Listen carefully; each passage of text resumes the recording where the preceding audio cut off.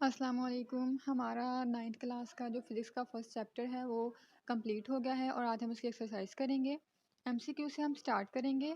First MCQ है the number of base unit in SIR और हमने ये पढ़ा है कि बेस यूनिट्स के नंबर जो है वो 7 होते हैं, तो इसका आंसर आएगा 7।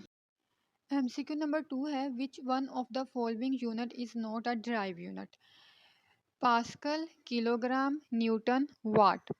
अब हमें पता है कि वो सारे ड्राइव यूनिट होते हैं जिन्हें हम बेस यूनिट से ड्राइव करते हैं। तो पास्कल को भी हम बेस यूनिट की टर्म में लिखते हैं, न्यूटन को भी और वाट को भी। सिर्फ किलोग्राम है जो हमारे पास बेस यूनिट है, तो इसका आंसर होगा बी। एमसीक्यू नंबर 3 है amount of a substance in terms of numbers is measured in gram, kilogram, newton, mole. और हमने पढ़ा हुआ है कि जो हमारे पास अमाउंट ऑफ सब्सटेंस है उसका यूनिट होता है मोल, तो इसका आंसर आएगा डी। फोर्थ एमसीक्यू है कि हमारे पास 200 माइक्रो सेकंड का एक इंटरवल है, वो किसके इक्वल होगा? 0.2 सेकंड के, 0.02 सेकंड के, या फिर 2 इंटू 10⁻⁻⁴ सेकंड के। तो अगर हमारे पास 200 माइक्रो सेकंड है तो इसका मतलब है कि हमारे पास है 200 इंटू 10⁻⁻6 सेकंड के इक्वल। अब 200 जो है उस वो हमारे पास हो सकता है 2 इंटू 10⁻², 10⁻² इंटू 10⁻⁻6, ये दोनों आपस में मल्टीप्लाई होंगे तो इनकी पावर्स जो हैं वो प्लस माइनस हो जाएंगी। -6 में से अगर हम +2 को माइनस कर दें तो हमारे पास आंसर आता है -4, तो हमारे पास आ जाएगा 2 इंटू 10⁻⁻4 सेकेंड। क्वेश्चन नंबर 5 है which one of the following is the smallest quantity? MCQs हैं 0.01 ग्राम, 2 मिलीग्राम, 100 माइक्रोग्राम, 5000 नैनोग्राम। मिली 10⁻³ के इक्वल होता है, माइक्रो 10⁻6 के इक्वल होता है और नैनो 10⁻⁹ के इक्वल होता है। और ये हमें पता है कि हमारे पास माइनस के साथ जितनी बड़ी वैल्यू होगी उतनी ही वो एक्चुअल में छोटी होगी, यानी स्मॉलेस्ट होगी। तो नैनो जो है 10⁻⁹ है, तो वो हमारे पास सबसे स्मॉलेस्ट क्वांटिटी है, तो हमारे पास आंसर है डी। क्वेश्चन नंबर 6 में उन्होंने पूछा है कि किसी भी अगर हमने मीटराइज ट्यूब का इंटरनल डायमीटर फाइंड करना है तो उसके लिए कौन सा इंस्ट्रूमेंट यूज़ करें, तो हमें पता है वर्नियर कैलिपर जो है वो इसके लिए इस्तेमाल होता है, आंसर आएगा बी। क्वेश्चन नंबर 7 है a student claim the diameter of a wire as 1.03 centimetre और इसके लिए उसने वर्नियर कैलिपर यूज़ किया है। सबसे पहले हमें पता होना चाहिए कि वर्नियर कैलिपर का लीस्ट काउंट क्या है। इसका लीस्ट काउंट होता है 0.01 सेंटीमीटर। तो अगर हमने ये देखना है कि इन ऑप्शंस में से कौन सा ठीक है ऑप्शन है, तो हमारे पास ऑप्शन 1 है 1 सेंटीमीटर, बी है 1.0 सेंटीमीटर, सी है 1.03 सेंटीमीटर और डी है 1.032 सेंटीमीटर। जब लीस्ट काउंट 0.01 सेंटीमीटर के इक्वल होगा तो हमें पता होना चाहिए कि इसमें पॉइंट के बाद या डेसिमल के बाद 2 वैल्यूज़ आएंगी। तो हमें पता है कि ऑप्शन नंबर सी जो है उसमें 2 वैल्यूज़ आ रही हैं 1.03 सेंटीमीटर। क्वेश्चन नंबर 8 है a measuring cylinder is use to measure और हमें पता है कि सिलेंडर जो है वॉल्यूम मेयर करने के लिए इस्तेमाल होता है, तो इसका आंसर आएगा सी। क्वेश्चन नंबर 9 में उन्होंने कहा है कि एक स्टूडेंट है, उसने किसी भी ग्लास शीट की जो है वो थिकनेस नोट की है और इसके लिए उसने यूज़ किया है स्क्रू गाज। तो मेन स्केल पर जो रीडिंग है वो 3 डिवीजन है, जबकि सर्कुलर स्केल पर जो उसके साथ कौन साइड होता है, इंडेक्स लाइन के साथ कौन साइड होता है, वो होती है 8th डिवीजन। तो उन्होंने कहा है कि उसकी थिकनेस बताएं। हमें पता है जो हमारे पास सिक्रू गाज होता है उसकी जो लीस्ट काउंट होता है वो 0.01 मिलीमीटर होता है। अब 3 डिवीजन जो है वो मेन स्केल पर है, तो इसमें आएगा 3 पॉइंट और 8th डिवीजन जो है वो सर्कुलर स्केल पर कोइंसाइड होती है इंडेक्स लाइन के साथ, तो हमारे पास आएगा 3.08 मिलीमीटर। क्वेश्चन नंबर 10 है कि हमारे पास किसी भी एक्सप्रेशन में सिग्निफिकेंट फिगर कौन सी होती है और हमें पता है कि सारी जितनी भी एक्यूरेट डिजिट्स हों और जो फर्स्ट डाउटफुल डिजिट होता है वो हमारे पास सिग्निफिकेंट फिगर होता है, तो हमारे पास आंसर आएगा सी। क्वेश्चन नंबर 11 है कि इनमें से बेस क्वांटिटी को आइडेंटिफाई करें, स्पीड, एरिया, फोर्स या डिस्टेंस। और हमें पता है कि हमारे पास जो क्वांटिटी बेस क्वांटिटी है वो डिस्टेंस है, तो आंसर आएगा डी।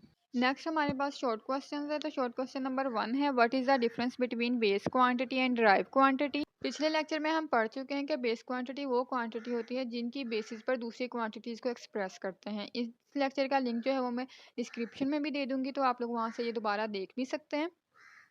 इसकी एग्जाम्पल में हमारे पास आ जाती है लेंथ, टाइम, मास। डिराइव क्वांटिटी वो क्वांटिटीज़ होती हैं जो बेस क्वांटिटीज़ की टर्म में डिस्क्राइब की जा सकती है। क्वेश्चन नंबर थर्ड है कि फॉलोइंग गिवन जो यूनिट्स हैं उनमें से बेस यूनिट्स कौन से हैं वो बताएं। इनमें बेस यूनिट हमारे पास किलोग्राम, मोल, एम्पेयर, मीटर, केल्विन है और इसका जो एक्सप्लेनेटरी लेक्चर है वो भी मैंने दिया हुआ है और उसका मैं लिंक आपको डिस्क्रिप्शन में दे दूंगी, आप वहाँ से देख लीजिए। क्वेश्चन नंबर 4 में उन्होंने हमें क्वांटिटीज़ दी हुई हैं। उन्होंने कहा है कि इन सारी ड्राइव क्वांटिटीज़ में जो बेस क्वांटिटीज़ मौजूद हैं वो फाइंड करें। सबसे पहले जो उन्होंने क्वांटिटी दी है वो है स्पीड, और स्पीड का हमें फार्मूला पता है कि वो होता है डिस्टेंस बाय टाइम। अब इसमें हमारे पास डिस्टेंस भी बेस क्वांटिटी है और टाइम भी बेस क्वांटिटी है, तो हम कह सकते हैं कि इसमें ये दोनों जो है वो बेस क्वांटिटीज़ है। नेक्स्ट उन्होंने दिया हुआ है वॉल्यूम। वॉल्यूम का फार्मूला भी हमें पता है length into width into height. अब तीनों में हमारे पास लेंथ ही है, यानी विड्थ भी लेंथ होती है, हाइट भी लेंथ होती है, तो हम कह सकते हैं कि वॉल्यूम में जो बेस क्वांटिटी इन्वॉल्व है वो है लेंथ। तो उन्होंने क्वांटिटी दी है फोर्स, और फोर्स का फार्मूला हमें पता है मास इनटू एक्सेलरेशन होता है। अब मास तो खुद एक बेस क्वांटिटी है, एक्सेलरेशन को अगर हम देखें तो वो हमारे पास होता है वेलोसिटी बाय टाइम के इक्वल।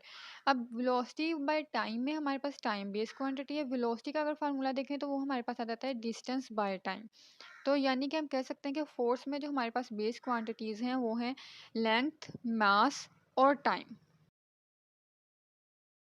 वर्क का फार्मूला हमारे पास होता है फोर्स इंटू डिस्टेंस। फोर्स की हमें बेस क्वांटिटीज़ हमने देख ली हुई हैं, वो होती है हमारे पास लेंथ, मास और टाइम। डिस्टेंस भी बेस क्वांटिटी ही है और इसकी भी बेस क्वांटिटी लेंथ ही है, तो हम कह सकते हैं कि वो जो वर्क होता है उसमें भी यही तीनों बेस क्वांटिटीज़ इन्वॉल्व हैं।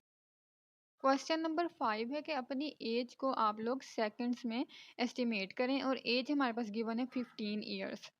अब अगर हमने 15 ईयर्स को सेकंड में एस्टिमेट करना है तो हमारे पास 15 ईयर्स हो गए हैं, और एक ईयर में 365 डेज़ होंगे, उससे मल्टीप्लाई कर देंगे, और एक डे में 24 आवर्स होंगे, उससे मल्टीप्लाई कर देंगे।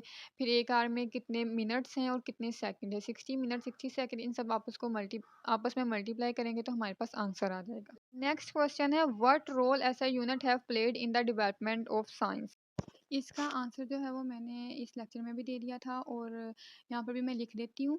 और इसका जो लेक्चर का लिंक है वो मैं आपको डिस्क्रिप्शन में दे दूँगी, आप वहाँ से एक्सप्लेनेशन इसकी देख लीजिएगा। नेक्स्ट क्वेश्चन है वर्नियर कांस्टेंट किसे कहते हैं।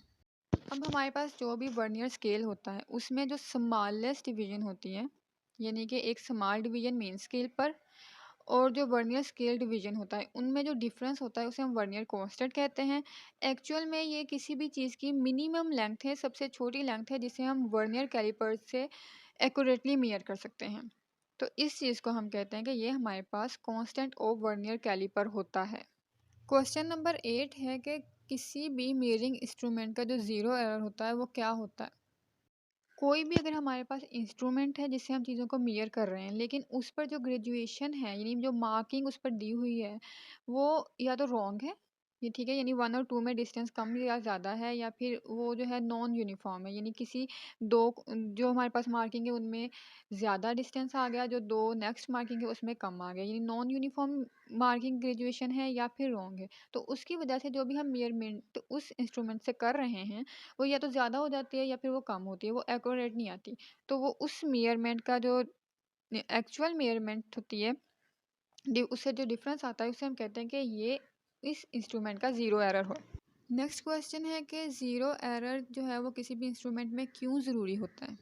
अब अगर हम किसी भी मेजरिंग इंस्ट्रूमेंट से रीडिंग ले रहे हैं, ठीक है, लेकिन उसमें कोई ना कोई ज़ीरो एरर है तो वो हमारे पास रीडिंग जो है वो तो सही नहीं आएंगी, वो करेक्ट नहीं होंगी। तो अगर हमें पहले से मालूम होगा कि इसका ज़ीरो एरर कितना है तो हम आराम से उसकी जो रीडिंग करके जो है कोई भी मेजरमेंट करके उसकी जो करेक्शन कर सकते हैं, और इस तरह से हमारे पास सही या एक्यूरेट जो मेजरमेंट है वो आ सकती है, इसलिए ज़ीरो करेक्शन जो है वो ज़्यादा ज़रूरी होती है। क्वेश्चन नंबर 10 है व्हाट इज़ स्टॉप वॉच। किसी भी चीज़ का जो है वो टाइम इंटरवल फाइंड करने के लिए या किसी भी इवेंट का स्पेसिफिक पीरियड फाइंड करने के लिए हम जो इंस्ट्रूमेंट यूज़ करते हैं वो स्टॉप वॉच होती है। इसका जो लीस्ट काउंट होता है वो 0.1 सेकंड होता है। क्वेश्चन नंबर 11 है कि हमें extremely small interval of time mayor करने की क्या ज़रूरत है। तो इसका सिंपल सा आंसर ये है कि किसी भी एक्सपेरिमेंट का अगर हमने एक्यूरेट और एरर फ्री रिजल्ट फाइंड करना है तो उसके लिए बहुत ज़रूरी है कि हम एक्सट्रीमली स्मॉल जो इंटरवल है उन्हें भी मेयर करें।